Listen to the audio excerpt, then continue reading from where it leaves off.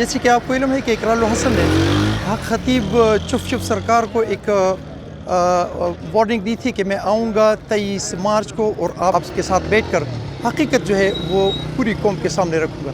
اس وقت زیادہ تر جو میں دیکھ رہا ہوں یوٹیوبر یہاں پر موجود ہیں اور باقی جو ہے وہ میڈیا مجھے یہاں پر نہیں نظر آ رہا۔ جگہ جگہ جو ہے وہ پولیس کے ناکے لگے ہوئے ہیں۔ یہ ہے جناب وہ بائی پاس جو کہ شارٹ ترین رستہ ہے وہاں پہ جانے کا، اور جہاں تک میرا علم ہے اور میں ان کے گھر تک پہنچا ہوں تو تقریباً کھیتوں میں بھی پولیس موجود ہے، اور مشکل ہے کہ یہ اقرار الحسن وہاں تک پہنچے۔ کیا پتہ، شاید اگر قوم زیادہ ہو ان کو رستہ مل جائے الگ بات ہے، ادروائز مجھے نہیں لگتا کہ اقرار الحسن یا اس کے ساتھ لوگ جو ہیں وہ حق خطیب جو ہے اس کے گھر تک پہنچ سکے۔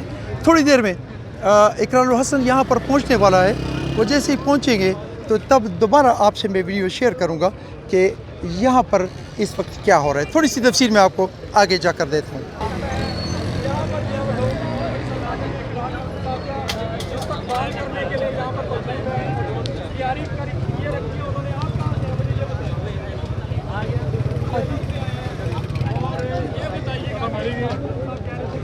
جی، میرا نام اذان جمیل ہے، میں کلر سیدہ سے ہوں اور میرا گاؤں ممیام ہے۔ تقریباً یہ حق خطیب آپ سے کتنے فاصلے پہ ہیں؟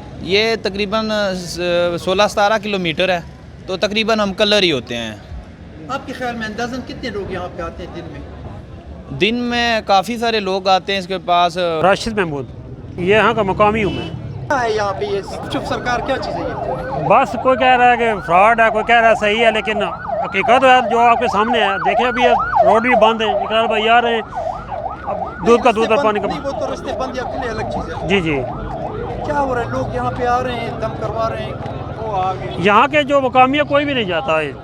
اچھا، ہاں، دور دراز پنجاب، سیالکوٹ، فیصل آباد کے لوگ ہیں وہ زیادہ تر آتے ہیں، لیکن کامیاب کوئی بھی نہیں ہوا۔